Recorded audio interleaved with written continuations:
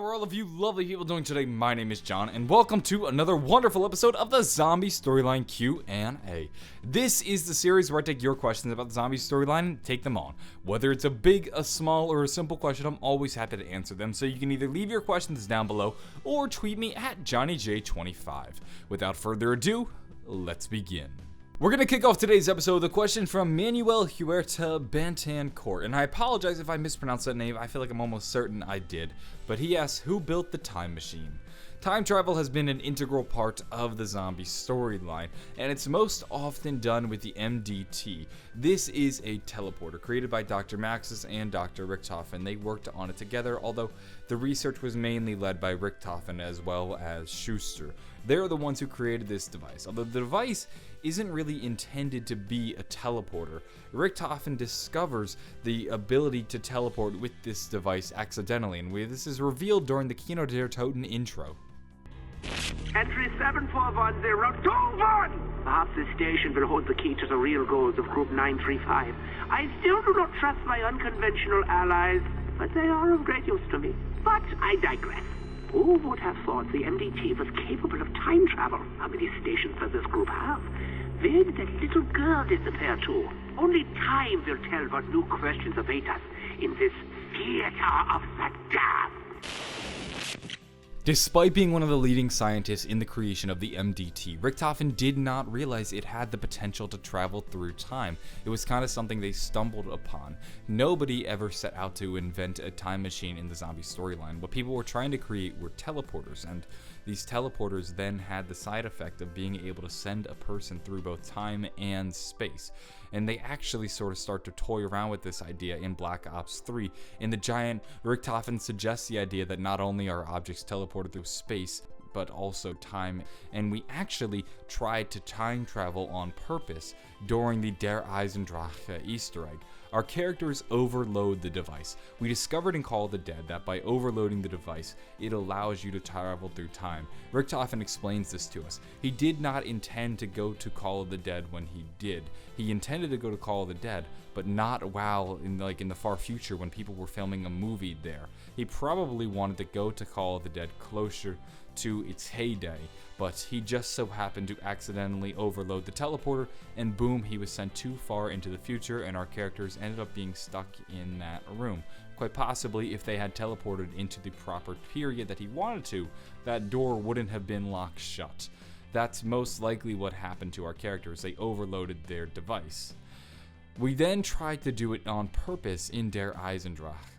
We see our characters actually go up to the spires on the teleporter and shoot them with the bow. This sort of gives the machine some extra energy, and we start to see wisps appear around the map, and for some reason when we shoot those wisps with our bow, that sends more energy to the teleporter, and then eventually the teleporter has enough energy that it's overloading and we're actually capable of traveling through time. When we enter the machine, we don't go to the rocket pad initially, we get sent back in time where we're able to see Dr. Groff enter the code into the safe. This is really the first instance of controlled time travel, or at least specifically time travel that we ourselves did in game. Most previous attempts at time travel have been accidents. Moving on, we now have a question from J.W. Wells, who asks, who is the Wolf King? The Wolf King was a new character introduced into zombies during Der Eisendrache. Treyarch told the story of the Wolf King through paintings that were scattered across the map. As we completed the Easter egg, what we were doing was going up to his paintings, and our characters would give a little bit of information about the Wolf King. Eventually, we actually found his remains using the ghost of one of his wolves, and then returned them to his grave, and he gifted us the arrow that belongs to the wolf bow. That's where we really started to learn about this character. Much of what we learned about him actually foreshadows some of the events in the zombie storyline, and it's one of the greatest things Treyarch has done in terms of world building. They created a mythos around their own game. They created lore and legends and myths, and that's some of the best things they've done in terms of world building, if you ask me, although it still begs the question, who is this character? Well, the Wolf King was a young and promising king, and he ruled a kingdom, as you might expect of a king. And this guy had his loyal wolves by his side. That's where his name came from. He would ride into battle with the wolves, and he would always emerge triumphantly. Now, one day his kingdom was threatened, and it was by a greater evil, an evil that we've actually seen before in Zombies, in Shadows of Evil specifically. And he goes to war with this greater evil, but unfortunately, he falls victim and he actually ends up dying during the war. And that's how the Wolf King dies. His remains were then scattered across Griffin Castle, and we actually end up retrieving them during the Easter egg. You could make the argument that the Wolf King actually reigned over Griffin Castle, or at least Griffin Castle was where the battle of the greater evil actually happened, and that is why you can find his remains around the map, and why this does have such a greater importance to the storyline in terms of the keepers as well as the pyramid down below. The Wolf King creates the legend that surrounds this map, and that's really all you need to know about him. Who is he specifically though? He was a young king who died in battle while trying to defeat the same greater evil we're currently going to war with. Today's episode will end with a question from JU Gaming, who asked, how does Nero know about Nikolai? When you get the 3 fuses and you put them in the power, Nero says Nikolai would be proud of me. I decided to answer this question after ignoring it for months because I just get it a lot. A lot of you guys ask me about this, and many of you point to what we saw in Mob of the Dead, where we had the Weasel going, Nikolai, Nikolai, Nikolai, why do I keep hearing that name? And everybody assumed that the Weasel knew Nikolai.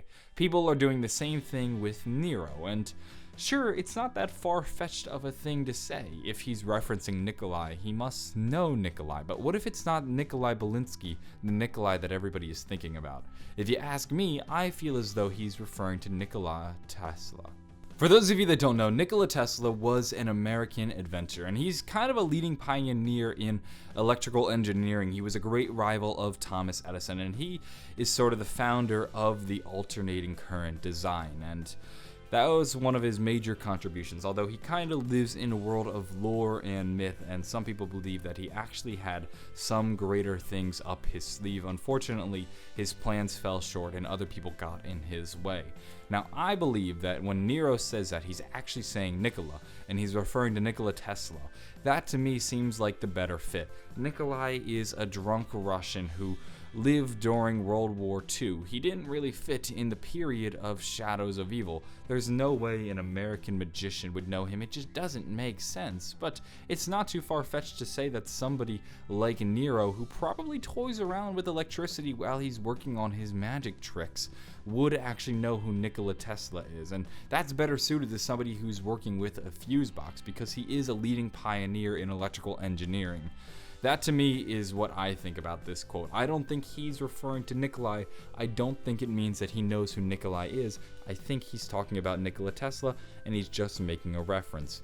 Maybe in the future though, we will see Nikola Tesla have a larger influence in the story, and Treyarch is just doing a little bit of foreshadowing with that quote, although we're going to have to wait and see what Treyarch has up their sleeves. That's going to wrap things up for this fantastic episode of the Zombie Storyline Q&A. If you enjoyed the video, please do give it a like and maybe subscribe. I upload multiple episodes every week, and if you enjoyed this one, I'm sure you'll love the next one. Have a wonderful day, and bye.